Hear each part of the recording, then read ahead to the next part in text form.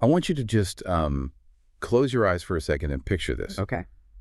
You are standing on a tiny metal grating, Oh. and right beneath your heavy steel-toed boots, there's nothing but a sheer drop of thousands of feet into a pitch-black, churning ocean. That is terrifying. Right. You're hundreds of miles from the near shoreline, getting absolutely battered by hurricane-force winds. And right below that grating, machinery is pulling millions of gallons of highly pressurized, volatile fluid from deep inside the Earth's crust. Yeah, it's incredibly intense. It's deafeningly loud. Yeah. The entire structure is literally vibrating in your chest. Yeah. It's incredibly dangerous, and you are completely, totally isolated. You really are. I mean, it's an environment that, structurally speaking, is actively trying to destroy the very ground you're standing on. Yeah. Between the corrosive salt, the crushing waves, and the sheer geological pressure coming up from the well, human beings have somehow engineered a way to live and work in literally one of the most hostile places on the planet. Exactly. And that is why today we are going on a mission to explore one of the most incredible, intimidating, and frankly, largely invisible feats of human engineering. We really are. We're taking a deep dive into a single, comprehensive foundation of knowledge today. We are looking at the Wikipedia article on the oil platform. It's a massive topic. It is. The goal for you listening is to uncover the astonishing architectural marvels, the deeply perilous human element required to run them, and the surprisingly wild afterlife of these colossal ocean structures. Yeah, it's such a rich topic because, these platforms, they silently power the modern world, yet the vast majority of us will never, ever actually see one in person. No, never. They operate entirely out of sight, way out on the continental shelves, looking like these strange alien structures just rising out of the abyss. Okay, let's unpack this. Okay. Because before we can even begin to fathom the floating cities of today, we have to look back at how humanity first, rather clumsily stepped off the beach to drill for oil. Right. We didn't just jump straight into the deep ocean. No, not at all. I mean, the earliest days of oil extraction were entirely land-based. Right. You look at pioneers like Ignacy Łukasiewicz. He was the Polish engineer who built the world's first modern oil refinery way back in 1856. Wow, 1856. Yeah. And when the industry finally did transition to the water, it wasn't even in the ocean. No, it wasn't. It happened in the fresh waters of Ohio, of all places. Ohio, yeah. In 1891, the very first submerged oil wells were drilled in Grand Lake, St. Mary's. Uh-huh. But, they weren't building megastructures back then. No, definitely not. They essentially just hammered wooden piles into a shallow, calm reservoir and slapped a wooden deck on top. It was a very pragmatic, incremental step, and we see that exact same cautious approach a few years later, around 1896, when they finally moved to saltwater. Out in California, right. Exactly. In the Summerlin field in California, they didn't build freestanding rigs out in the surf. They built these wooden piers extending from the beach out into the Santa Barbara Channel, and they just drilled right through the floorboards. Right, so they were just sort of dipping their toes in the water. They were staying safely tethered to the land. Exact. But, as global demand for oil skyrocketed in the 20th century, the hubris definitely grew alongside it. Oh, absolutely.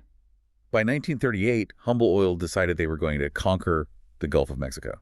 So they built a mile-long wooden trestle. A mile long. A full mile long, complete with heavy railway tracks straight out into the open ocean.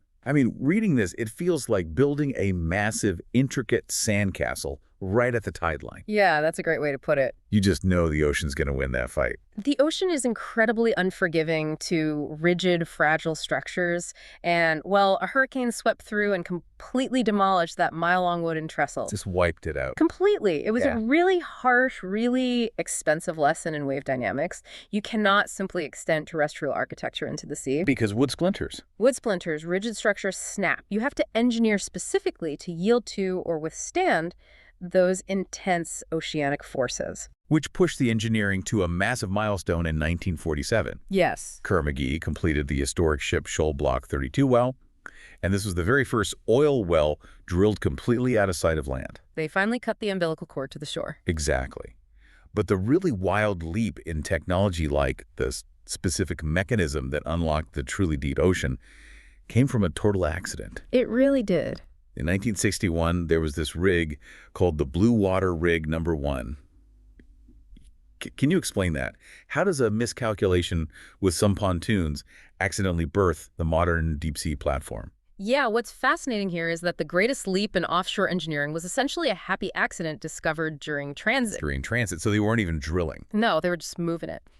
The Blue Water Rig #1 was a submersible rig, and it rested on 4 massive pontoon columns. Okay. When they were towing it between drilling locations, the engineers realized the pontoons simply weren't buoyant enough to support the sheer weight of the rig and all its supplies if the hull was fully above the water. Wait, so the rig was too heavy for its own floats? Like it was sinking? Partially sinking, yes. Oh, wow. Yeah, so they were forced to tow it at a specific draft. Draft, meaning the depth the hull sits in the water. Exactly. They towed it halfway submerged with the massive pontoons deep underwater and only the slender top columns breaking the surface. That sounds catchy. It does.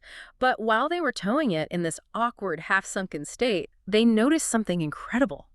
The motions of the rig were practically non-existent. Really? Yeah, it was incredibly stable even as open ocean swells just rolled right past it. Oh, because they accidentally bypassed the wave energy? Yes. I mean, the energy of an ocean wave is mostly a surface phenomenon, right? Like, Yeah. it's turbulent at the top, but calm underneath. That is the exact underlying physics. By keeping the massive buoyant pontoons deep underwater in the calm zone and only exposing the very narrow, slender columns to the turbulent surface waves. The waves just pass right through. Exactly. The waves passed right through the structure without pushing it around. Shell Oil and Blue Water Drilling looked at this and realized, hey, we don't need to permanently anchor a massive structure to the seabed to achieve stability. They can just float. We can operate in a floating mode. And this trial and error realization gave birth to the semi-submersible platform. And once engineers realized they could actually float these rigs securely while drilling, I mean, it unlocked the deep ocean. It changed everything. They unleashed some of the most massive, heavy structures ever built by human hands. We're talking mega structures of the abyss. Oh, absolutely. The sheer variety of these rigs is staggering, and it seems like it's dictated entirely by how deep the water is and how angry the environment gets. That's exactly it. You have conventional fixed platforms, which are these massive steel jackets piled directly into the seabed. Right.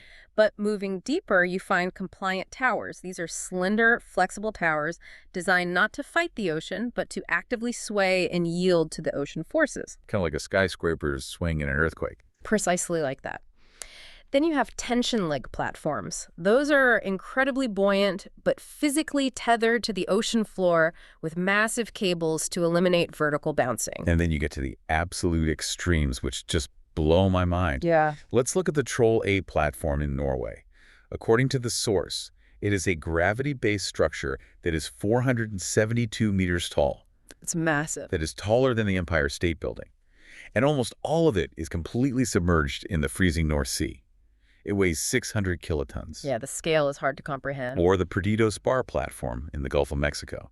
It costs $3 billion to build, and it's operating in water that is almost 2.5 kilometers deep. The architecture of a spar platform like the Perdido is brilliant. It's essentially a colossal, buoyant, cylindrical hull. Okay. Imagine a massive tensile floating upright in the water. Most of that cylinder is deep underwater, acting as a heavy counterweight, which makes the platform up above practically immune to the wind and waves. But the one that really broke my brain reading through this is the Hibernia platform off the coast of Canada. Oh, Hibernia is a beast. It is the world's heaviest offshore platform. It weighs 1.2 million tons. Yep. It's a concrete gravity-based structure, and it has these massive serrated outer edges. When you picture that, think of a heavyweight boxer actively leaning into a punch. That's a good analogy. It's designed to literally take a direct physical hit from a rogue iceberg and crush the ice with those serrated edges. It actively fights icebergs. Right, but this is where the logistics confuse me. Wait, they literally built a 1.2 million ton concrete island with serrated armor just to fight icebergs. They did. How do they even get something like that into the ocean? You can't put a 1.2 million ton concrete mountain on a truck. No, you definitely cannot. If we connect this to the bigger picture, the construction of a gravity-based structure, or GDS, is an absolute marvel of maritime logistics. Okay, so how do they do it? Well, you can't build it in a dry dock. They build the base of these massive hollow concrete cylinders known as caissons in highly sheltered, deep coastal waters, usually Norwegian fjords or Scottish firths. So they build it while it's already floating in the fjord, like a giant, hollow concrete boat. Yes, they build it from the bottom up, right there in the water. As they pour more concrete and add thousands of tons of steel, the structure naturally gets heavier. Right. To keep the construction workers at water level, they slowly flood the lower hollow concrete tanks with seawater, letting the structure sink deeper and deeper into the fjord as it gets taller. Oh, that is so clever. Once this towering structure is totally finished, they attach a fleet of massive tugboats and carefully, agonizingly slowly, tow this 1.2 million ton artificial island out into the open ocean. And when he gets to the GPS coordinates? They just open the valves and flood the remaining hollow tanks. The concrete mountain sinks perfectly down to the ocean floor. Its own sheer, unfathomable mass holds it in place against the currents. That's why it's called a gravity-based structure. That is awe-inspiring. They literally build a mountain, float it out to sea, and sink it. Yeah. And on the flip side of that, you have Shell's floating liquefied natural gas facility, the FLNG. It's the largest floating offshore facility in the world. Massive ship. 488 meters long, displacing 600,000 tons. Right. And it never even touches the bottom. Right.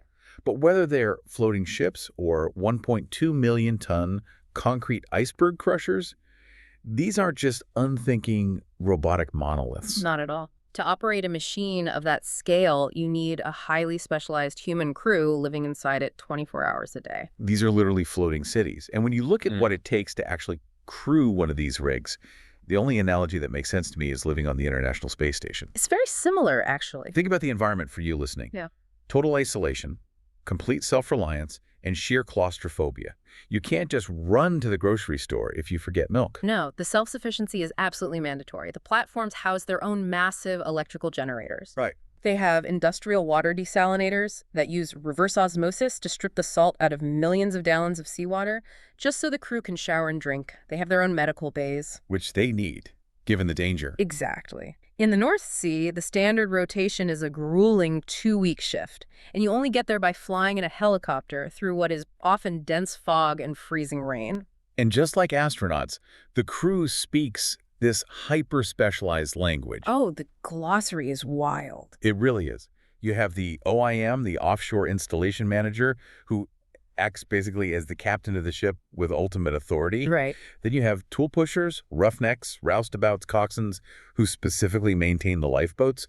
But my absolute favorite title from this source is the mud engineer. Yes, the mud engineer. Now, with all the advancements in tech and $3 billion megastructures, why do we still have roughnecks and mud engineers out there?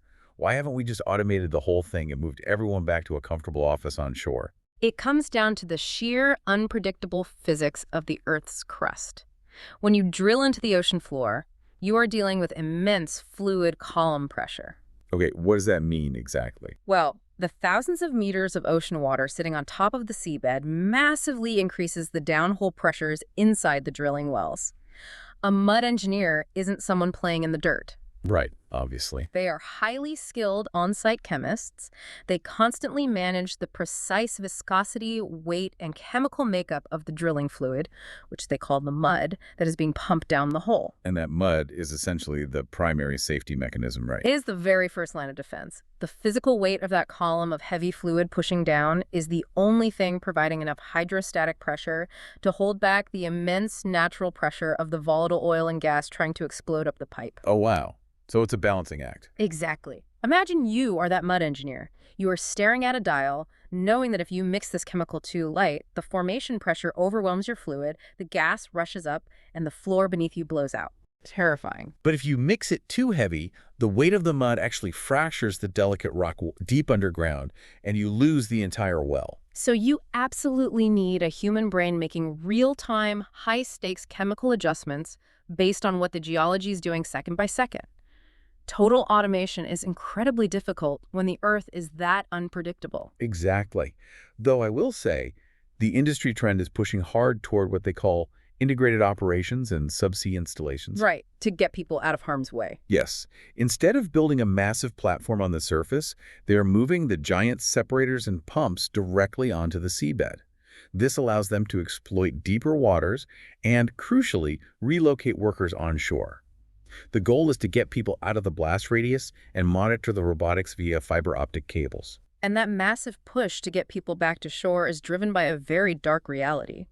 When you combine volatile hydrocarbons, extreme geological pressure, and a hostile ocean environment, The stakes are literal life and death.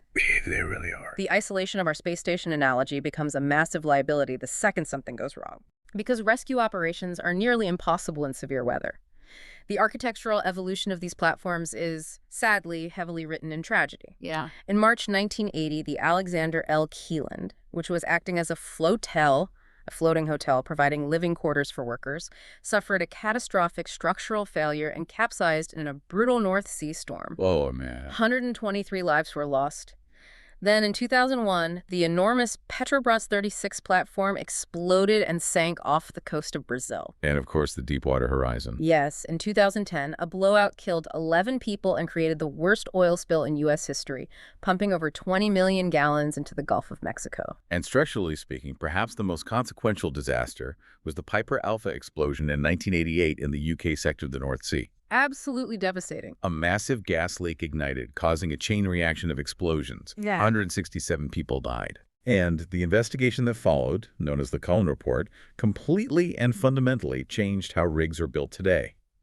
It heavily criticized the layout of the structure and accelerated the modern practice of completely separating the human living accommodations onto entirely different platforms. Right. Now, the living quarters are usually connected only by a long bridge, kept as far away from the pressurized extraction and processing areas as possible. The whole philosophy became keep the human beings entirely segregated from the volatile fuels.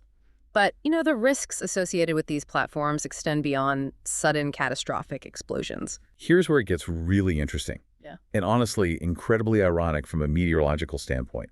We see a unique environmental feedback loop happening specifically in the Gulf of Mexico. Yeah, this is a fascinating part of the text. These platforms emit roughly 500,000 tons of methane every single year just from operational flaring and leakage. And methane is a remarkably potent greenhouse gas. It's far more effective at trapping atmospheric heat than CO2 in the short term. Right. So you have this massive release of methane acting as a heavy thermal blanket over the region, combined with the localized exhaust from the fleet of massive oil tankers constantly moving around the rigs. Yep. This massive industrial footprint actively heats the surrounding atmosphere and subsequently the waters of the Gulf. And what is the single essential fuel source that spawns a hurricane?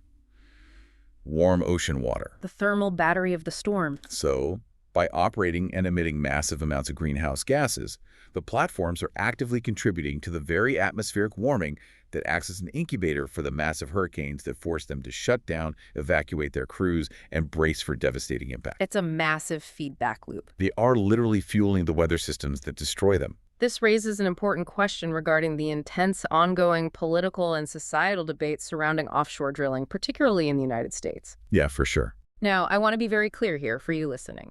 I am strictly reporting the contents of our Wikipedia source regarding these environmental risks and the ongoing political debates. I am completely neutral here. I'm not taking a left-wing stance, and I'm not taking a right-wing stance, just conveying the ideas from the text. Absolutely, just looking at what the source says. Exactly. So according to the text, it's a massive clash of priorities. On one side, you have undeniable, scientifically documented environmental risks ranging from localized catastrophic oil spills that devastate marine ecosystems to the broader atmospheric warming we just discussed. Right. On the other side, you have a global economy and infrastructure that is still fundamentally tethered to the hydrocarbons these platforms extract. It's a complex tug of war between profound ecological preservation and immediate economic and energy reliance, with incredibly heavy, valid arguments on both sides of the aisle. And engineers are trying to find technological middle grounds to break that feedback loop. Yes, they are. One potential solution mentioned in the text, being researched at institutions like the University of California, Santa Barbara, is methane pyrolysis. That's a really interesting one. Instead of flaring off that excess natural gas into the atmosphere, they use a specialized process that operates at around 1,000 degrees Celsius to physically separate the methane molecules. Okay. It strips the solid carbon out, producing non-polluting hydrogen gas for energy, and the solid carbon can simply be safely pumped back underground where it came from. It's a brilliant chemical intervention aimed at mitigating that specific greenhouse emission while still maintaining energy production. But eventually, regardless of the technology, the geology wins. The oil and gas fields dry up, or the sheer cost of fighting the ocean makes the aging platforms too risky to maintain. They don't last forever. No. Because of these immense environmental and financial costs, their pumping days come to an end. So what happens to a multi-billion-dollar steel and concrete island when it's forcibly retired? We enter the afterlife of giants. Okay, so Decommissioning these structures is an absolute logistical nightmare. When you build a gravity-based structure to withstand a direct hit from an iceberg, taking it apart is just as difficult as putting it together. I can imagine. It was estimated back in 2013 that removing all the platform structures just in British waters alone would cost roughly 30 billion pounds. 30 billion. So what does this all mean? They can't just unbolt them and haul them away cheaply, but they also can't just abandon them to rust and collapse into the shipping lanes. Actually, in some specific cases, intentionally leaving the subsurface structures in the ocean is exactly what they do, but under a highly monitored ecological initiative known as the Rigs to Reefs program. I looked into this from the source, and it sounds wild. Taking these hulking industrial steel towers and legally designating them as permanent artificial reefs. Yeah. And that's not even the wildest repurposing concept out there. Engineers are actively converting old rigs into heavy-lift offshore rocket launch pads for SpaceX. Which makes perfect sense for rockets, really. And there's even Saudi Arabia's project to turn a massive decommissioned oil rig into an extreme multi-level theme park. Yeah, that one is pretty out there. I mean, comparing the living conditions to the ISS makes sense, but turning an oil rig into an amusement park, it feels jarring. Like transforming a retired, heavily armed nuclear submarine into a family water park. It's a surreal visual. It really is. Yeah. But I have to push back on the environmental angle of this Rigs to Reefs program, leaving thousands of tons of industrial steel in the ocean. Is that actually biologically beneficial for the marine ecosystem, or is this just a really convenient, cheap loophole for oil companies to avoid paying that 30 billion pound cleanup bill? Your skepticism is entirely warranted, and it is a point heavily debated by marine conservationists. However, the biological data paints a really compelling picture. Okay, what does the data say? A marine biologist named Milton Love conducted an 11-year research study along the U.S. Pacific coast, specifically looking at these submerged steel jackets. You have to remember, the undersea portions of these platforms have been sitting in the water for 30 or 40 years. Right, so nature kind of takes over. Nature reclaims them. Aquatic organisms, corals, and sponges invariably attach to the steel. Love's research proved that these massive structures genuinely act as thriving, critical havens for numerous species of rockfish that are otherwise experiencing severe population declines in the broader California region. Oh, wow. So by legally mandating that the oil companies rip the steel out of the ocean, we would actually be actively destroying a massive thriving ecosystem that has adapted to its presence over decades. Precisely. And the architecture of the rig itself is what makes it so biologically valuable. The sheer verticality of the platform provides a unique, continuous water column habitat. Oh, because it goes from the top all the way down. Exactly. It allows marine life to thrive at various depths and pressures, from the dark, cold seabed right up through the sunlit surface waters.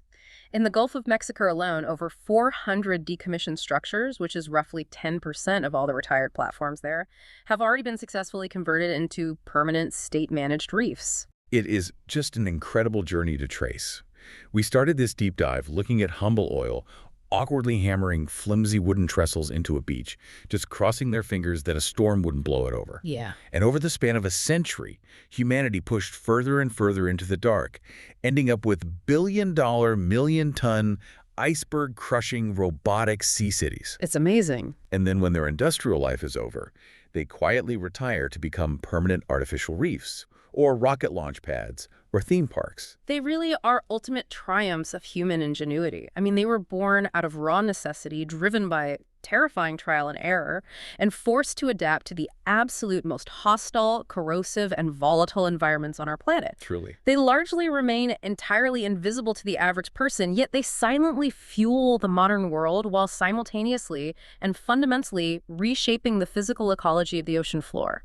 It really makes you think about the sheer limits of where human beings can survive and engineer solutions. Which leaves me with one final provocative thought for you to chew on. Let's hear it. We've talked today about the crushing pressures, the total isolation, the complex life support systems, the reverse osmosis desalinators, and the absolute necessity for humans to live inside pressurized metal cities hovering over the abyss. Yeah. If human engineers have successfully figured out how to build self-sustaining habitats in the darkest, most crushing and hostile environments right here on Earth, Are these oil platforms? Actually, the early blueprints humanity will one day use to colonize the subsurface oceans of alien worlds. Oh, that's a wild thought. Think about Jupiter's moon Europa. It's a massive ocean trapped under miles of frozen ice. When we finally drill through that ice, maybe the first structures we build in that alien ocean won't look like sleek sci-fi spaceships. Right. Maybe they'll look exactly like the gritty, heavy deepwater spars and semi-submersibles we've been perfecting in the Gulf of Mexico and the roaring North Sea for the last 50 years. It's a profound perspective. The brutal engineering we use to extract energy from the abyss today might actually be the survival training we need for the stars tomorrow. Exactly. So next time you picture that tiny metal grating suspended thousands of feet over the pitch-black ocean, don't just see an industrial rig. See the vanguard of human engineering holding the line against the abyss. Thank you so much for joining us on this deep dive. Stay curious.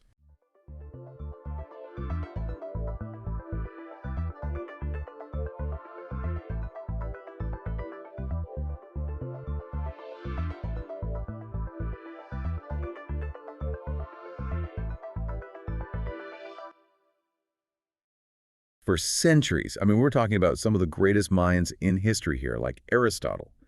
They seriously believed that when winter came and, temperatures dropped, backyard birds didn't just fly south. Right, they had a very different theory. Yeah, they literally believed these birds flew to the nearest frozen pond, dove straight into the water, and just buried themselves in the mud at the bottom to hibernate until spring. Which, it sounds completely absurd to us today. It really does. The idea of a tiny, delicate little bird holding its breath in freezing mud all winter long, it defies everything we know about biology. Completely. And yet that belief persisted all the way into the 18th century. And this was championed by incredibly acute observers of nature, too. Because from their perspective, these birds would just vanish overnight, like poof, gone. Exactly. Anyway, welcome to the deep dive. Today, we are focusing on the Hirundinidae family. And if you're looking at a field guide, that basically means swallows, martins, and sawwings. Yep, that's the group. We have a massive stack of research today detailing a family of around 90 different species across 21 genera. It's a huge family tree. It is. And these are birds that originally evolved in Africa as simple hole nesters, but today you can find them breeding on every single continent on Earth, except Antarctica. They are arguably the most successful aerial insect hunters on the planet. Oh, for sure. And the reason that whole mud hibernation myth is the perfect place to start is, well, because it highlights this fascinating contradiction. Right. These birds live right alongside us. We see them swooping around highway overpasses and old barns literally every day. Yeah, they're everywhere. They are incredibly common, yet their true nature, their biology and how they actually survive is almost completely hidden in plain sight. Well, before we get into how they pull off those survival tricks, there is this fundamental categorization issue we need to sort out first. Oh, the naming thing. Yes, because looking through these sources, I realized I just had this completely wrong my whole life. Most people do, honestly. I always assumed a martin and a swallow were two fundamentally different types of birds, like maybe they had different hunting styles or lived in different habitats. Right, that would make sense. Yeah, but biologically speaking, what is the actual difference between them? There isn't one. Wait, really? None at all? None. It is entirely a linguistic illusion. There is no evolutionary separation between a swallow and a martin. So humans just, invented a division that doesn't actually exist in nature? Pretty much, yeah. It really just comes down to regional naming traditions. Okay, how so? Well, in the old world, so places like Europe and Asia, people traditionally looked at the tail feathers. If the bird had a squarer tail, they called it a martin. Okay. But if it had a deeply forked tail, they called it a swallow. Which is just a visual description. It's not a genetic one at all. Exactly. But then you look at the New World, the Americas. Over there, ornithologists decided to rigidly reserve the term martin for members of just one specific genus, the progynogenus. So it's completely inconsistent. Totally. And because you have these two completely different colliding naming systems, you get these absurd overlaps. Like what? Like the exact same species of bird, genetically identical, is called a sand martin when it flies around Europe. But if it crosses over to the Americas, the field guides over there all call it a bank swallow. That is wild. It's purely a branding issue. Exactly. It's just branding. But that completely changes how you look at them, I think. Because once you strip away all those confusing names, you realize you're really looking at a single incredibly unified family tree. You are. And to understand why they are so dominant globally, we kind of have to look at how far back that tree goes. Right. And we are talking about the early Miocene epoch. Which is when exactly? That is roughly 22 million years ago. Wow. Yeah. And just to put that into perspective for you, 22 million years ago, early apes were just starting to appear on Earth. That is ancient. It really is. The climate was dramatically shifting back then. And right around that time, the ancestors of swallows diverged from their sister family, the cupwings. Now, cupwings, those are those tiny, round, kind of secretive little birds that hop around the dense undergrowth of Asian forests, right? Yep, that's them. And they rarely fly long distances. Right. So the evolutionary split between a ground-hopping cupwing and an open-air swallow is just monumental. I mean, they went in completely opposite directions. They did. The swallow lineage basically abandoned the forest floor entirely and committed 100% to the sky. And what's staggering to me is that once they found the aerodynamic blueprint for that open-air lifestyle, evolution just locked it in. Oh, absolutely. They've maintained an incredibly conservative body shape for millions of years. Because you just don't mess with perfection. Right. I mean, whether you are looking at the tiny fanty sawwing in Africa, which, by the way, weighs less than a AA battery, it's under 10 grams. So tight. Or you look at the purple martin in North America, which is a lot bigger, weighing over 50 grams. The underlying chassis of both birds is practically identical. And that chassis is built for a very specific type of extreme efficiency. Oh, the metabolism data. Yeah. The data we have on their metabolism is just wild. When a swallow is in active flight, its metabolic rate is anywhere from 49% to 72% lower than an equivalent songbird of the exact same size. See, how is that physically possible? I mean, if two birds weigh the exact same amount, shouldn't flapping their wings cause roughly the same amount of energy? You would think so, yeah. But not if you change the actual mechanics of the wing itself. Okay, so what do they change? Well, swallows have evolved these long, highly pointed wings that create incredibly low drag. So instead of constantly fighting gravity with rapid, exhausting wing beats... Like a robin or a sparrow would too. Exactly. Instead of doing that, swallows utilize this mixture of flapping and just effortless gliding. They ride these microcurrents of air. So they're just coasting. Pretty much. They are effectively the fighter jets of the avian world. They're designed to stay airborne for immense periods without burning out their internal engines. But, I mean, if you are flying like a fighter jet, you need the sensors to match that speed. Oh, absolutely. You can't navigate at those high velocities if you have bad eyesight. And the research shows their vision is closer to a bird of prey than, a typical backyard bird. I mean, their visual processing power is astonishing. They actually have 2 foveae per eye. Okay, let's break that down for everyone, because the fovea is the part of the retina responsible for sharp central vision. Right? Yeah, that's the one. And most humans, we only have 1 per eye. Yes, we do. And a single fovea gives you 1 really focused point of view. Right. But swallows have 2 in each eye, which grants them incredibly sharp lateral tracking, meaning they see things perfectly out to the sides, Wow. as well as frontal tracking. So they basically have dual HD vision. That's insane. It is. And to support all that processing, the physical eyes themselves are massive. Right, the sources mentioned this. Yeah, a swallow's eye is actually so long from front to back that its length almost equals its width. Which creates a pretty serious real estate problem inside a tiny bird skull. It really does. The eyes are so large they actively compete with the brain for physical space. So they're basically stripped-down hypercars. I love that analogy, yeah. Right, because you want to make the car as light as possible to maintain that 72% flight efficiency. But you also absolutely need these massive heavy-duty tracking cameras to drive it at top speed. Exactly. So to make the cameras fit inside the tiny chassis, you actually have to shrink the onboard computer. The brain literally gets squished to prioritize the optical sensors. That is the perfect way to visualize it. For them, visual acuity takes absolute priority over cognitive brain space. But here's what doesn't make sense to me. Hawks and eagles, they have that kind of raptor vision because they are tracking a camouflaged mouse in a field from like a mile up in the clouds. Right, very different hunting style. Yeah. A swallow is just catching little bugs in the air right in front of it. Isn't dual fovea HD vision complete overkill for catching a gnat? Well, it definitely seems like overkill until you look at the physics of their hunting environment. Okay. Catching a fast-moving, completely erratic insect on the wing is mathematically one of the hardest things a predator can possibly do. Because it's so unpredictable. Exactly. Think about it. A hawk's prey is bound to the two-dimensional ground, but a swallow has to track a tiny target moving in 3 dimensions. Oh, I see. And that target is constantly changing direction while the swallow itself is flying at high speeds, executing these rapid banks and turns. Ah, so they aren't just swooping around. They are literally dogfighting with mosquitoes. That is exactly what it is. It's a dogfight, and it requires split-second maneuverability. Which explains the tail. Yes. If the prey is slower, sure, they'll adjust to a leisurely flight with circles and gliding, but when they need to snap turn to catch a fly, they rely heavily on that iconic forked tail. The tail with 12 distinct feathers. It basically acts like an aerodynamic rudder.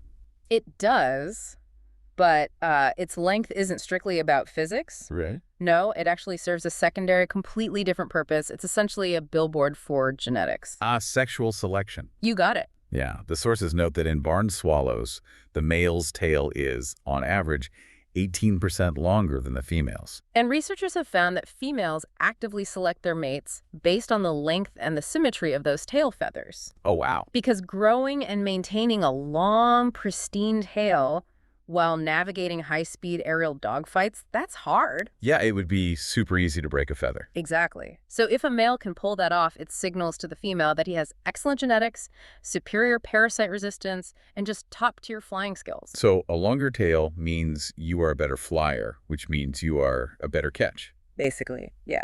But, committing so hard to the air comes with a pretty severe ground penalty. Oh, completely. Their legs are incredibly short, and their feet are adapted almost entirely for perching on twigs or wires.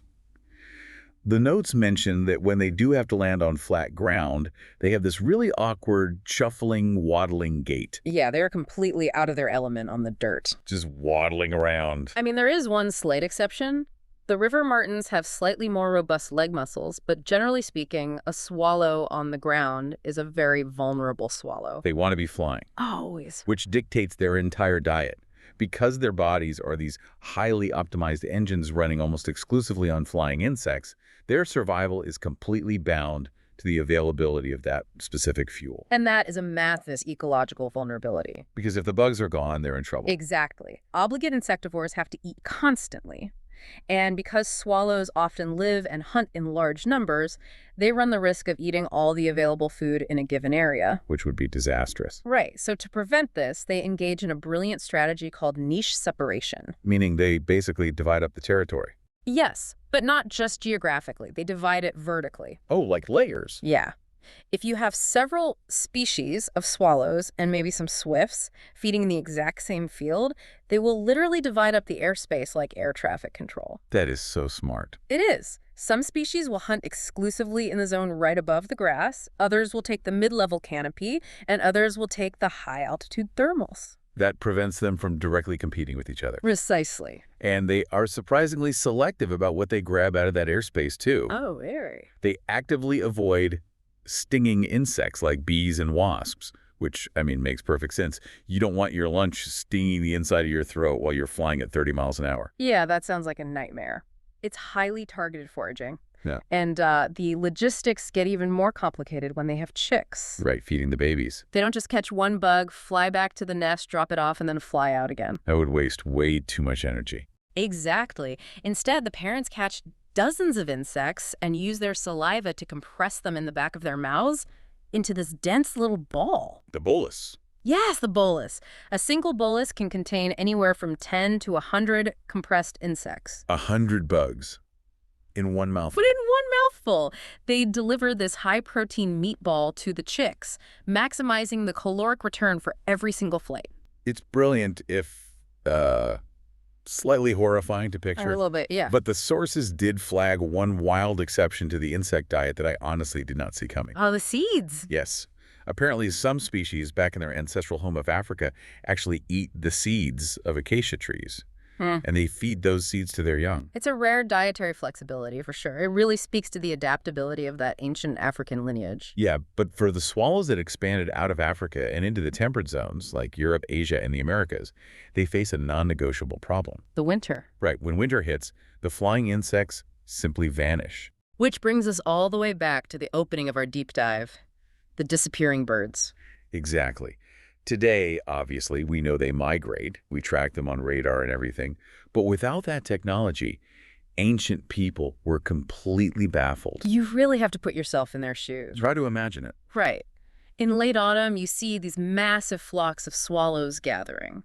Then a cold front rolls in, and the very next morning, the sky is completely empty. Just dead quiet. It is entirely logical, for them at least, to assume the birds didn't fly thousands of miles overnight, but rather just found a place nearby to hide and sloop. Which is why Aristotle wrote that they hibernated.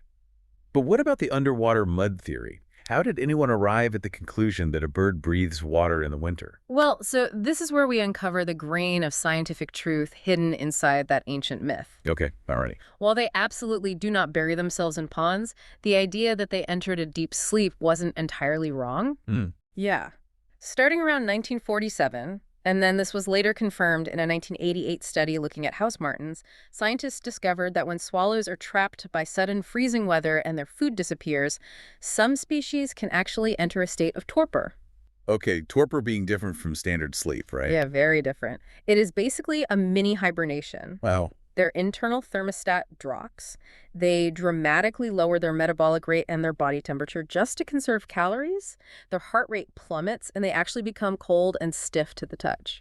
So historically, a farmer probably went out to his barn during a freak winter storm, found a cluster of these cold, stiff, seemingly lifeless swallows tucked into a crevice, and concluded, oh, they hibernate just like bears. Exactly. And because swallows often hunt near water and gather in reeds before migrating, it really wasn't a huge leap for folklore to assume the ones that disappeared had simply gone down into the mud. That makes so much sense now. But the reality of torpor completely changes the stakes of their family life, too. Oh, absolutely. Because they live on this energetic knife's edge, constantly threatened by cold snaps and lack of food, their offspring develop very slowly compared to other songbirds. And they do. Like they hatch completely naked. Their eyes stay shut for up to 10 days. Yeah, they are helpless for a long time. Which means they need a fortress.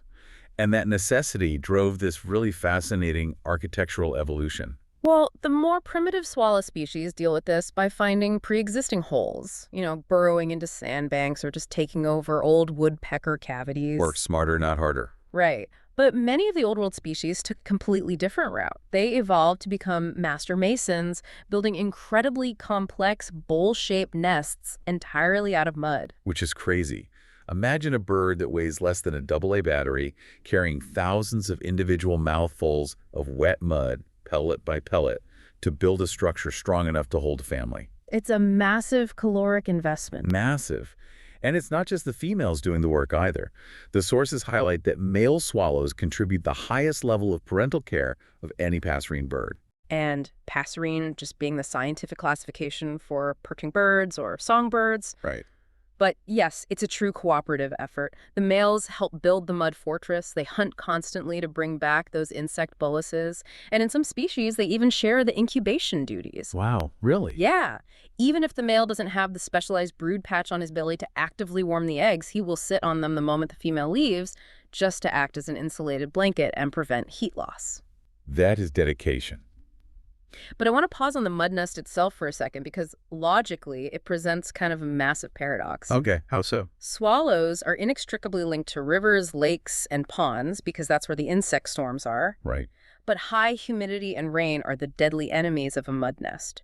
Water makes the mud crumble. It does. And if the nest crumbles, the chicks fall and die.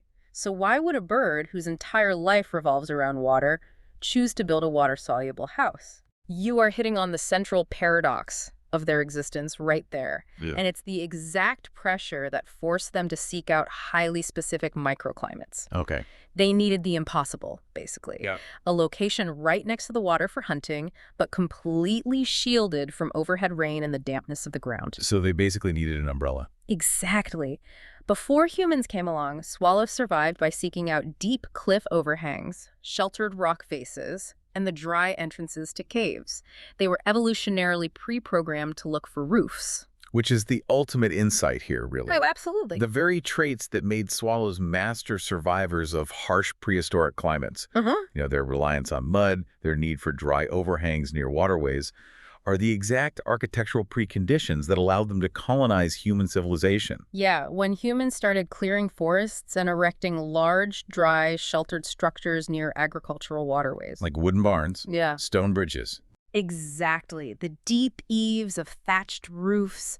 The swallows didn't even have to adapt. We simply built millions of artificial cliff overhangs that were perfectly suited to their prehistoric blueprint. So they just moved right in. They moved right in. And because they moved into our homes, they flew directly into human history and mythology. They were always right there, literally watching us from the rafters. And you see that intimacy reflected in global folklore, too. Right, like the Greek myth. Yes, in classical Greek mythology, there is the tragic tale of two sisters, Procne and Philomela. It's this horrific revenge plot against a king. And to save the sisters from his wrath, the gods transform them into birds. A nightingale and a swallow. Exactly. And the scientific community actually preserved that myth. Genera like Procne and Solidoprocne are named directly after Procne. It's a great little nod to history. But it's not just Western mythology either. There's a deeply ingrained Korean folktale about two brothers, Hongbu and Nolbu, which uses the act of mending a swallow's broken leg to teach a moral lesson about the difference between greed and true altruism. They really became these potent cultural symbols of spring and good fortune. Yeah. But, human nature being what it is, we didn't just tell stories about them. We actually tried to exploit their aerodynamics. Ah, the utility phase.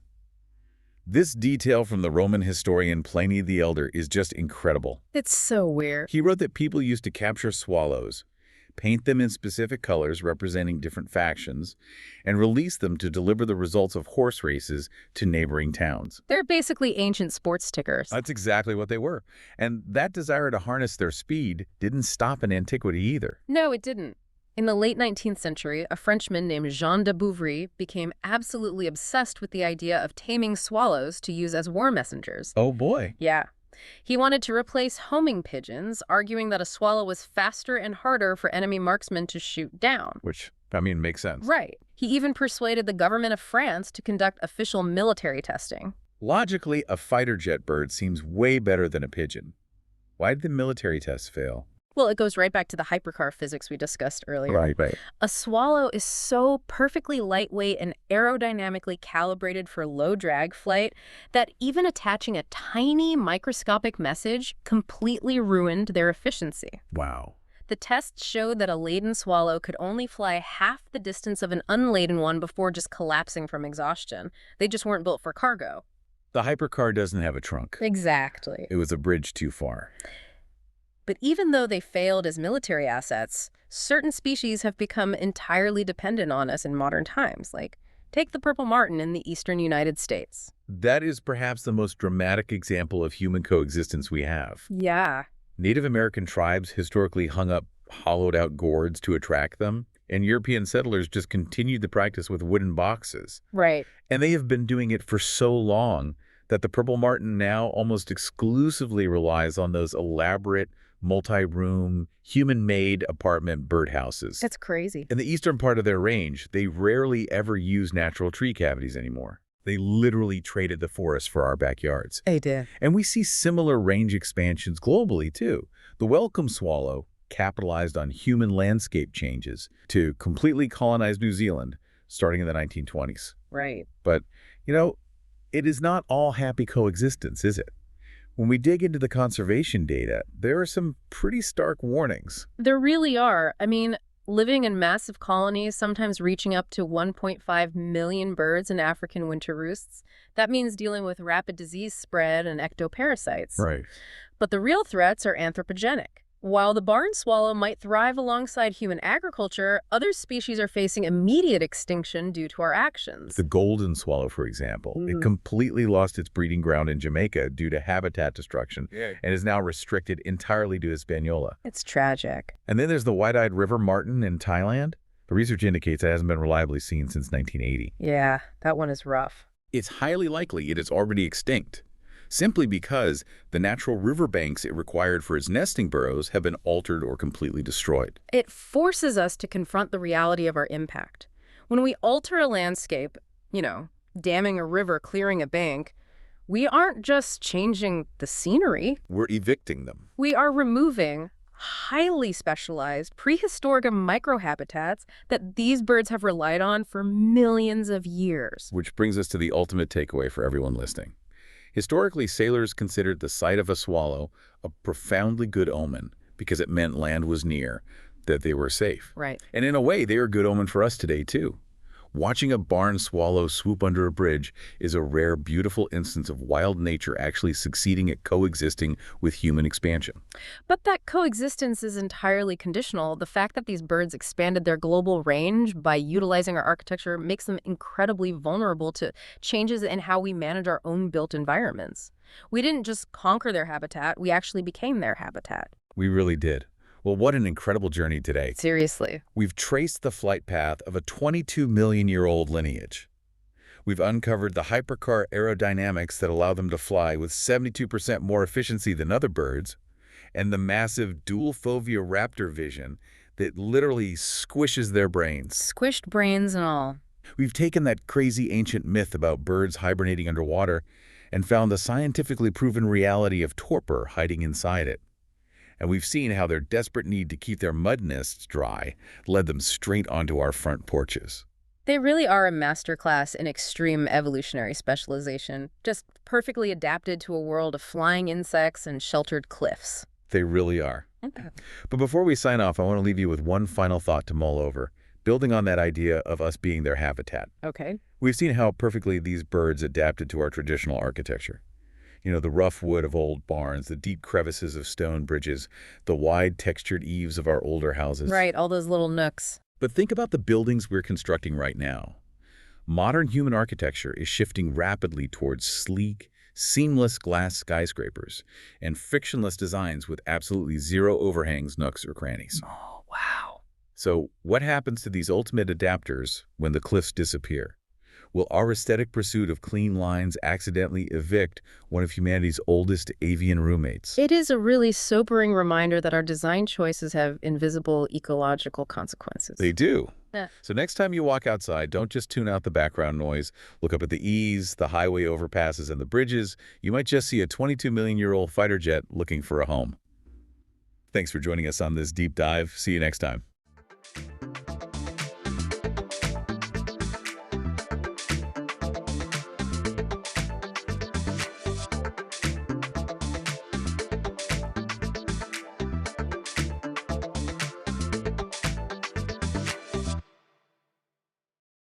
Welcome to today's deep dive. We are jumping right in today, and I want you to start by picturing your last vacation. Yeah, just really visualize it. Right. Think about the exact moment you locked your front door, dragged your suitcase down the driveway, and headed off to somewhere entirely different. Somewhere new. Exactly. You spent days or weeks in a new place, and eventually you unlocked that same front door and walked back into your normal life. Which is the key part of the experience. Yeah, and you probably called yourself a traveler or an explorer, but the precise word we use for you, a tourist, actually has a completely wild origin. It really does. It's a brilliant linguistic reality check, honestly. Right, because it translates to someone who goes in a circle. Which strips away all the romanticism of travel and just reduces it to pure geometry. It totally does. When you trace the word tourist back from its first English appearance around, I think, 1772, through the Old English Turian and the Old French tourner, you eventually hit the Latin tourner. And the ancient Greek tournos. We're the tournos. And a tournos is literally a lathe. A tool specifically designed for making circles. So tourism at its absolute core means to leave your baseline spin around the globe and return exactly to where you started. Which perfectly captures the psychological boundary of what a vacation actually is. Because you aren't staying. No, there is an inherent baked-in promise of return. You aren't a nomad wandering endlessly, and you aren't an immigrant seeking a new life. Right, you have a return ticket. Exactly. You are stepping out of your reality to consume the other, knowing full well you have a home base waiting for you. It's a very specific mindset. It is, and I've actually set up my background today to reflect this exact dynamic. Yeah? You might notice a vintage, hand-drawn map of the world that slowly morphs and blends into a glowing, real-time digital flight tracker. Oh, that looks incredible. Thanks. It's a visual representation of our mission today. Yeah. We are exploring the evolution of how, and more importantly, why we move around this planet for leisure. Because today's deep dive is entirely dedicated to the massive multi-trillion-dollar phenomenon of tourism. The whole thing. The whole massive industry. We are going to unpack its history, which is far older than you might think. We'll examine its incredibly uncomfortable colonial roots, and then look at the bizarre new hyper-niches defining travel today. Things like doom tourism. Yes, doom tourism and sleep tourism. And ultimately, we are looking at the massive footprint this industry leaves on our global ecosystem. It's a force that touches economics, environmental science, psychology, and modern geopolitics. It really shapes the world. The sheer scale of moving billions of humans around the planet for fun fundamentally reshapes the physical world. And for you listening, whether you are trying to figure out where to go for a long weekend, or you are saving up for a massive transcontinental expedition, understanding the invisible historical forces and the profound impacts of your travel will completely rewire how you view your next trip. You are never just buying a plane ticket. Right, you are stepping into a historical current. Okay, let's unpack this. Let's do it. Where does the actual concept of traveling for leisure begin? Because for the vast majority of human existence, travel was purely a matter of survival. Right. If you were traveling thousands of years ago, you were likely tracking migrating animals fleeing a drought, trading goods, or marching with an army. It wasn't for fun. Not at all. Travel was inherently dangerous. The roads, if they existed at all, were filled with bandits. The elements were lethal, and stepping outside your local community meant stepping away from your only safety net. Which is terrifying. But as early as 1500 BC in Egypt, we start seeing the faintest glimmers of travel for pleasure. Oh, really? Yeah, but the first true recognizable infrastructure for leisure travel really explodes during the Roman Republic. Okay, so the Romans were basically inventing the modern beach vacation. Pretty much. The upper class would leave the sweltering, crowded streets of Rome and travel to coastal resort towns. The most famous of these was Baiae, down in the Campania region. Is by They built these sprawling Villa Urbanas and Villa Maritimas, massive holiday estates right on the coast or near the Adriatic Sea in places like Barcola. And you have to picture the opulence of these spaces. These weren't just simple cabins. No, they were mansions. Exactly. These were elaborate estates with heated floors, private bathhouses, and terraced gardens looking out over the water. Wow. They were specifically designed for leisure political networking and escaping the pressures of the capital. It was the ancient equivalent of the Hamptons or the French Riviera. And it wasn't just happening in the Mediterranean either. Around the same time, noble classes in ancient China were establishing their own early tourism routes. Making specific, deliberate journeys. Right, journeys to Mount Tai. In some cases, the exceptionally wealthy and devoted would attempt to visit all 5 of the sacred mountains. Which was a massive undertaking. It was. But this raises a question. If the Romans and the Chinese nobles were figuring out leisure travel, why didn't it catch on for everyone else? Because it required massive, centralized wealth and crucially secure infrastructure.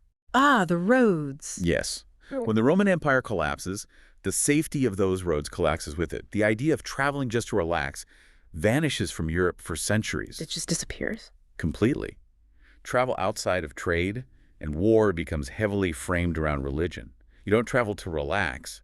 You travel to save your soul. Right, the era of the great religious pilgrimages. Exactly. By the post-classical era, Christianity, Buddhism, and Islam had developed massive continent-spanning pilgrimage routes.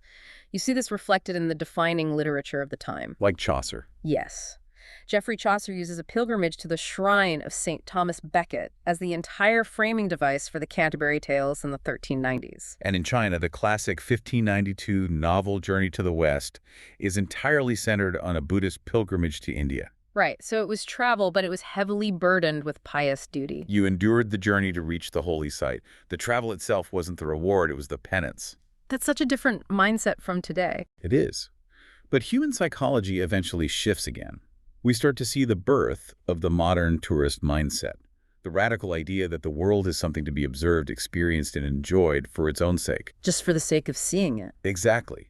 And one of the most perfectly documented turning points for this psychological shift happens in 1336. The Ascent of Mont Ventoux by the Italian poet Petrarch. I find this story so fascinating because it sounds entirely normal to us today, but it was deeply weird at the time. It was borderline eccentric. So in 1336, Petrarch decides to climb Mont Ventoux in the Provence region of France. And he doesn't need to hunt anything at the summit. Right, he isn't running from an invading army, he isn't building a religious shrine, he just gathers his brother and a couple of servants, and he climbs this massive mountain simply because he wants to see the view from the top. Imagine the local shepherds watching this guy just walking up a mountain for absolutely no practical reason. They must have thought he was crazy. But Petrarch actually writes an allegorical account of this climb, and he explicitly praises the act of traveling. He does. He coins this brilliant phrase to describe the people who refuse to explore, frigida incuriositas. A cold lack of curiosity. A cold lack of curiosity. It's so poetic. That phrase perfectly distills the intellectual awakening of the Renaissance.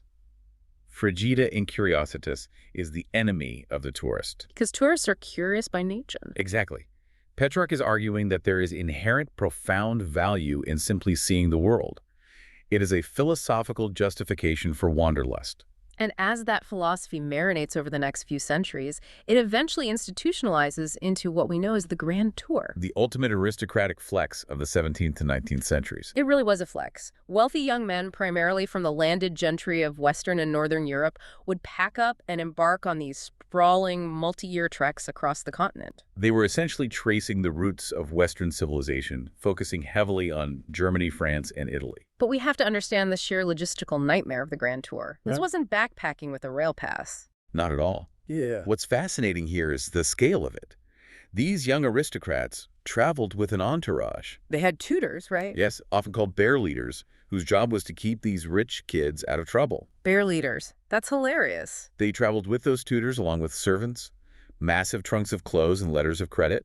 They dealt with terrible roads, broken carriage axles, and the constant threat of highwaymen. But the payoff was cultural capital. They weren't just sightseeing, they were extracting culture. Exactly. They would spend months in Rome or Florence commissioning paintings, buying antiquities, perfecting their French or Italian, and mingling with the continental elite. We have a great example from 1624.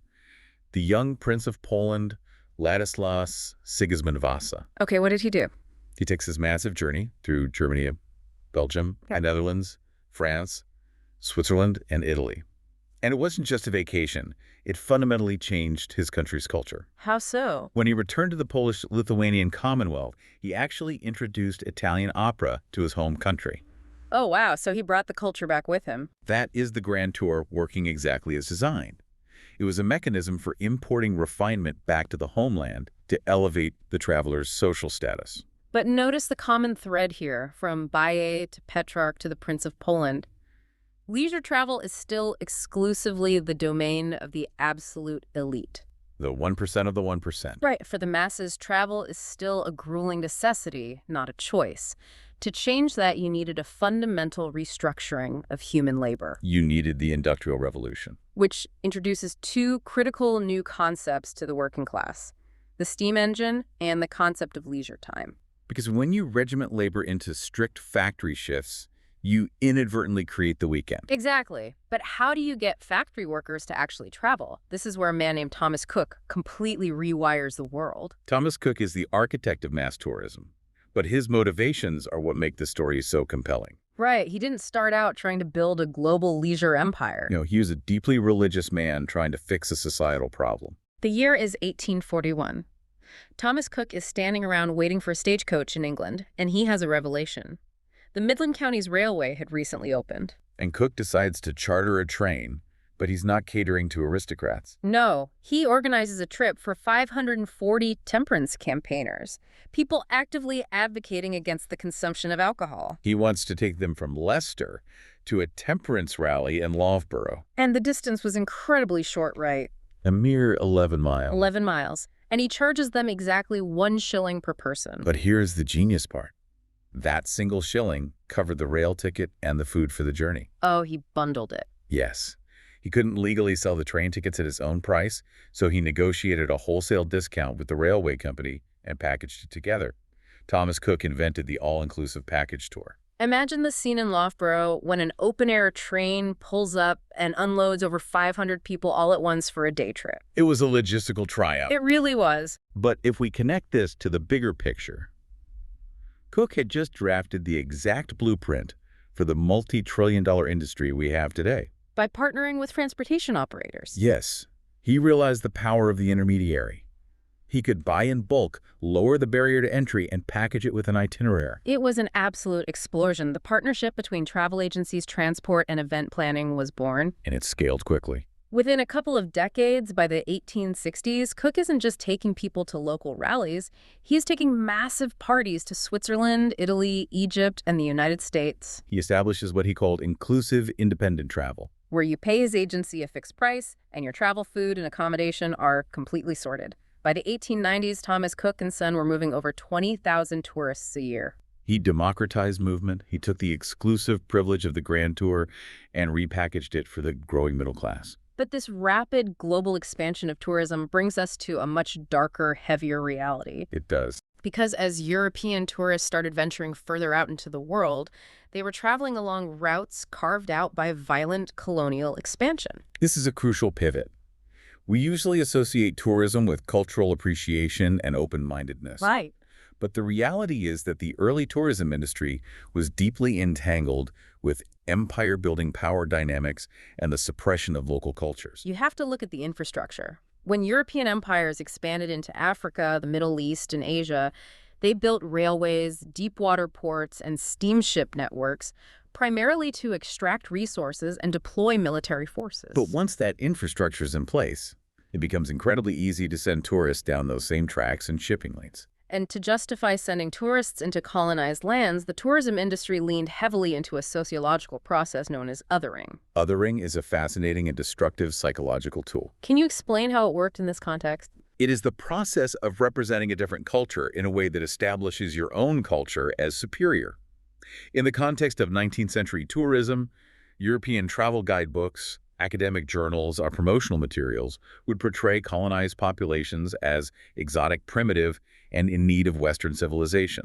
So they were selling the illusion of danger, but with a colonial safety net. Exactly. And Thomas Cook's enterprise was right at the center of this. They published a widely read promotional newspaper called The Excursionist Right. Yes.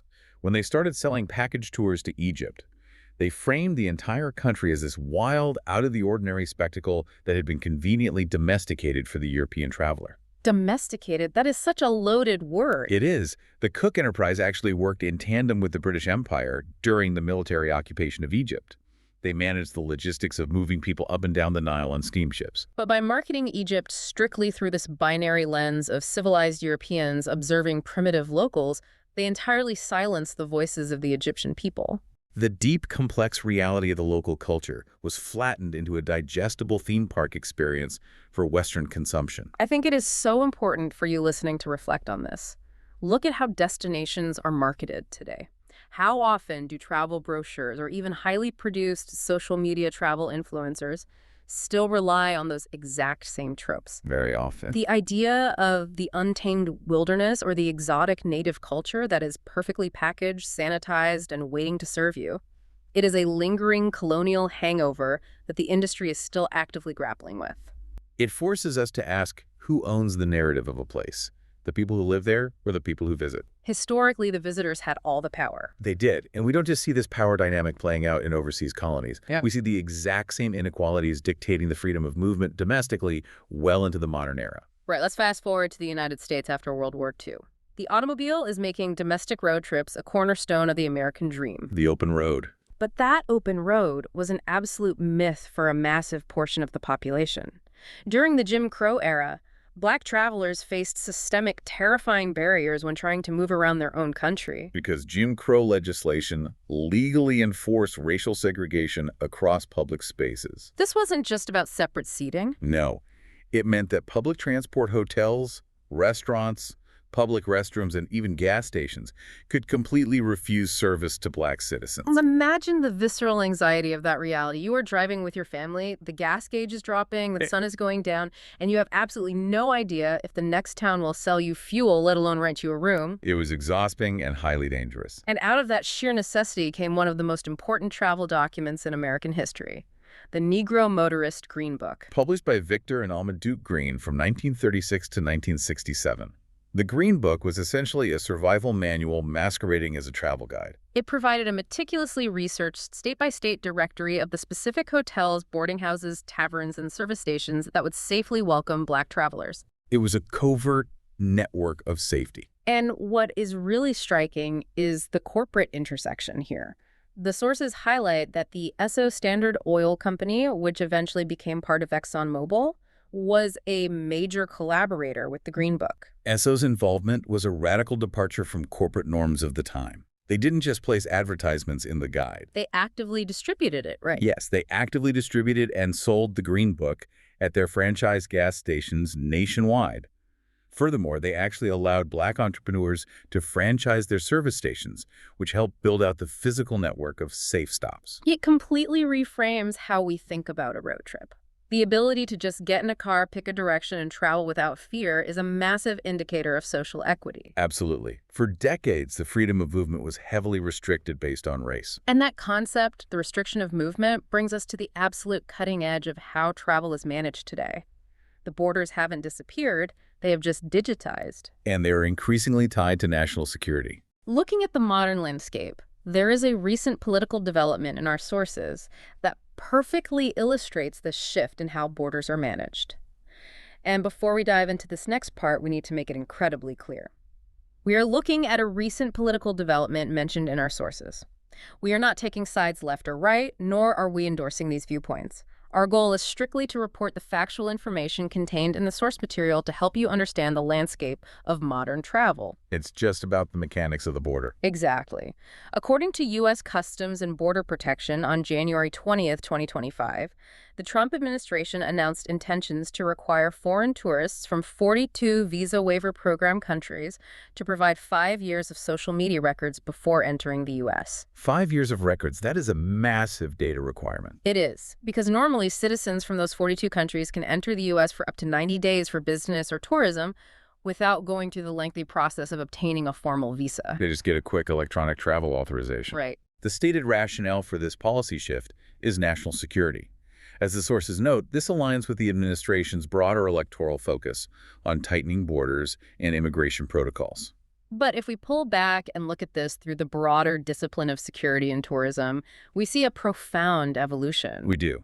Ever since the September 11 attacks, the entire paradigm of global travel risk management has fundamentally changed. Tourism security is an entire academic subdiscipline now. It is obsessed with risk perception, disaster management, and protecting a destination's image. Because the moment a location is perceived as unsafe, the economic lifeblood of tourism vanishes overnight. Exactly. And the nature of geopolitical threats has shifted to exploit this exact vulnerability. The sources point out that today island destinations are often more acutely affected by global risks like terrorism than continental destinations. Why islands specifically? Terrorist organizations recognize that foreign tourists are soft targets with massive geopolitical value. Attacking tourists is a deliberate strategy to destabilize local governments by destroying their economy while simultaneously creating intense diplomatic friction between the host nation and the countries those tourists came from. Wow, so the friction of crossing a border is constantly being recalibrated based on these massive geopolitical threats. Yes. We've gone from Thomas Cook casually chartering a train for a shilling to modern travelers needing to surrender a half-decade of their digital footprint just to get cleared for a 2-week holiday. It is a transition from physical vetting to digital surveillance. But here is where it gets really interesting.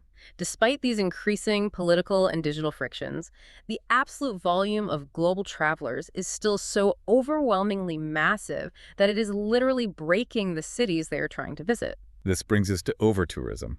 We are hitting a breaking point, and local populations are fighting back. The friction is no longer just at the border, it is in the streets. A glaring example of this occurred very recently. In July 2024, the streets of Barcelona, Spain were flooded with thousands of local residents. But they weren't celebrating a festival? No, they were actively protesting against mass tourism. Think about what it takes to get an entire city to march against its primary economic engine. The core issue driving this is housing. The explosion of short-term tourist rentals like Airbnbs has completely hollowed out the local housing market. Because landlords can make significantly more money renting to a revolving door of tourists than to long-term residents. As a result, the cost of living skyrockets, and the locals who actually make the city function are priced out of their own neighborhoods. It is the ultimate tragic paradox of the industry. A destination becomes popular because of its unique assets, its authentic culture, its historic architecture, its local culinary scene, and its affordability. But the sheer unyielding volume of visitors degrades those exact assets. The streets become congested infrastructure like water and waste management is pushed to the brink, and the relationship between the host community and the guest sours into outright hostility. The sources specifically use the term tourism phobia. Tourism phobia. It's a recognized negative attitude towards tourists. When you have massive cruise ships pulling into a historic port and dumping 10,000 day trippers into a city center for 6 hours of aggressive consumption, any pretense of cultural exchange evaporates. The locals feel like extras in a theme park. And because travelers are increasingly aware of this tension and are frankly getting exhausted by generic overcrowded mass tourism, we are seeing a massive pivot toward hyper-specific niche tourism. Niche tourism is the industry's response to the homogenization of travel. People no longer want to just go to a crowded beach and fight for a towel space. They are seeking out highly personalized, specialized experiences that cater to very specific psychological or physical needs. The examples in the research are absolutely wild. Let's look at sleep tourism. Sleep tourism. People are so fundamentally burnt out by modern life that they are traveling across the world specifically to sleep. They check into specialized resorts and medical clinics in places like Switzerland or wellness retreats in Asia purely to get holistic help for snoring insomnia or general exhaustion. It is a stark commentary on our daily lives. The ultimate luxury vacation is no longer seeing the Eiffel Tower. It is 8 hours of uninterrupted REM sleep. Then you have DNA tourism, which really exploded around 2019 with the rise of commercial ancestry kits. You spit in a tube, find out you have 22% West African heritage or 14% Scottish ancestry, and you immediately book a trip to physicalize those results. It is an attempt to anchor your personal identity to a geographical location. It is a deeply personal, inward-looking form of travel.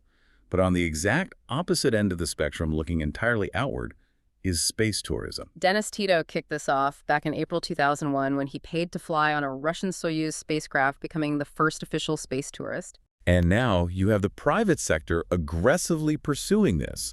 Companies like Virgin Galactic are building craft like Spaceship Two, selling seats for around $200,000 for a brief suborbital joyride. A 2010 report anticipated this could be a billion-dollar market by 2030, though the logistics liability and insurance frameworks are still a massive hurdle. Space tourism is driven by extreme wealth and future-facing optimism.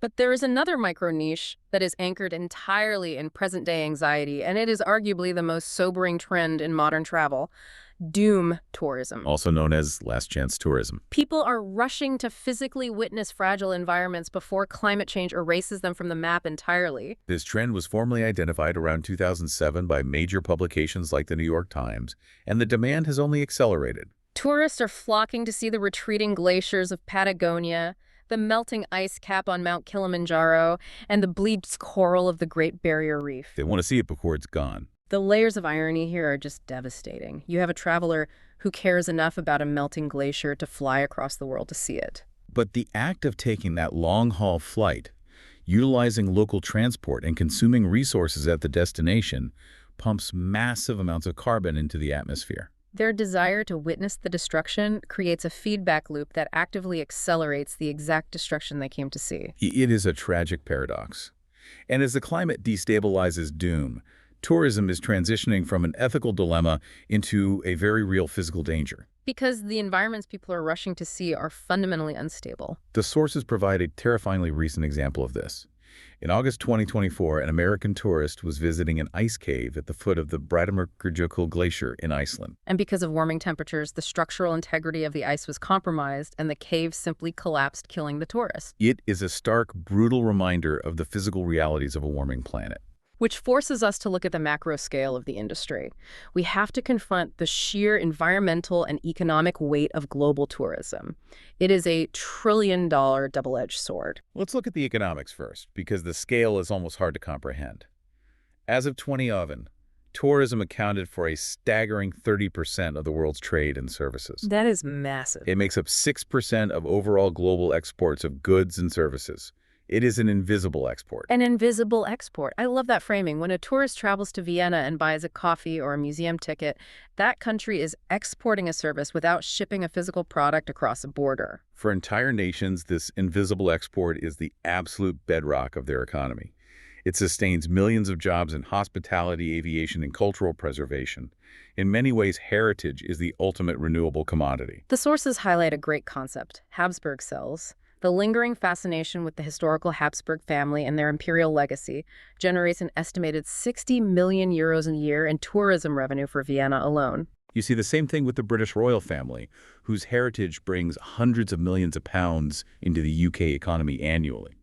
But we cannot ignore the environmental bill for all that economic activity. A landmark 2018 study published in the journal Nature Climate Change quantified the damage. Global tourism is responsible for roughly 8% of all global greenhouse gas emissions. 8%. That encompasses the aviation fuel, the cruise ship emissions, the air conditioning in the hotels, the transport of the food tourists eat, and the souvenirs they buy. And crucially, the vast majority of this massive footprint is generated by travelers from high-income countries. This is what is driving the urgent push for sustainable tourism and ecotourism. The industry is desperately trying to figure out how to minimize the ecological damage while ensuring that the economic benefits actually stay within the local host communities. The guiding ethos is exactly as the sources phrase it. Take only memories and leave only footprints. But implementing that on a global scale is incredibly difficult. Because while tourism is an economic juggernaut, it is simultaneously one of the most fragile industries on Earth. It relies entirely on the uninterrupted movement of people. Right. So what does this all mean when a crisis hits, the entire machine seizes up? And we have never seen a clearer demonstration of that fragility than the COVID-19 pandemic. The statistics from the World Tourism Organization are staggering. In 2020, there was a 70% decrease in international travel.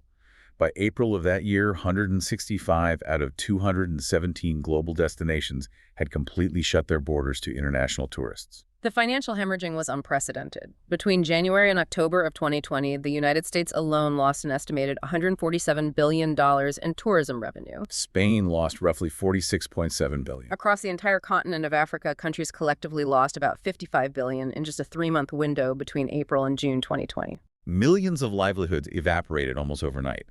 It laid bare just how deeply interconnected the global economy is and how precariously it balances on the simple premise of people being willing and able to travel for leisure. It is a lot to process. We've traced this incredible phenomenon from ancient Roman elites lounging in coastal villas to a poet climbing a mountain for the view to Thomas Cook democratizing travel on a temperance train. We've unpacked how tourism infrastructure facilitated the harmful othering of colonial expansion and how domestic travel was fiercely restricted during the Jim Crow era, leading to vital lifelines like the Green Book. And we've seen how today it encompasses everything from the digital border walls of the 2025 social media policies to the protests against over-tourism in Barcelona to the desperate rush of doom tourism as our planet warms. It is a powerful, complex, and beautiful force. So as we wrap up today's deep dive, I really want you to think about all of this the next time you sit down to plan a trip. When you click book on that flight or that short-term rental, consider the invisible footprint you are leaving behind. Think about the historical privileges that allow you to hold a passport and cross a border. You are actively participating in a massive, ongoing history of human movement. And as we look toward the future, I want to leave you with one final provocative thought to consider. What's that? We are watching the compounding crises of climate change, the escalating carbon cost of aviation, and the fierce local pushback against mass over-tourism. If the physical environments we want to visit continue to degrade and destinations begin heavily rationing the number of bodies allowed inside their borders, we may be approaching an era where physical leisure travel reverts to being a rare, heavily restricted luxury. Which completely changes the landscape. It does. With the rapid acceleration of technology, will the tourists of the late 21st century have to rely entirely on hyper-realistic virtual reality to explore the world?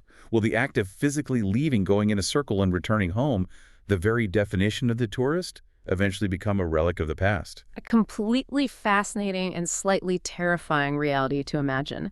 Thank you so much for exploring the intricate world of tourism with us today. Keep your curiosity warm, keep questioning the world around you, and we will see you on the next deep dive.